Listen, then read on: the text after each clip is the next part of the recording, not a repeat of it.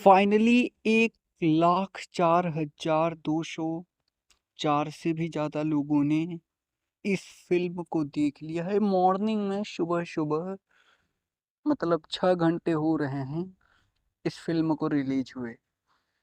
दोस्तों भोजपुरी की काफ़ी बेहतरीन और काफ़ी लाजवाब फ़िल्म है। आप देखेंगे तो आप तारीफ़ ही करेंगे, मतलब आप तारीफ़ पे तारीफ़ करने लगेंगे। क्योंकि कहानी मैटर करता है ना फ़िल्म की। कहानी अच्छी होगी, कहानी सुनने लायक होगी, तभी मज़ा देगा।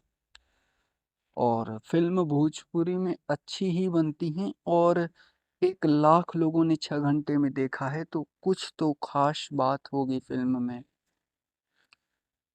कुछ तो ख़ास बात होगी और आपको बता दें 5,000 से भी ज़्यादा लोगों ने इस फ़िल्म पर लाइक्स कर दिया है।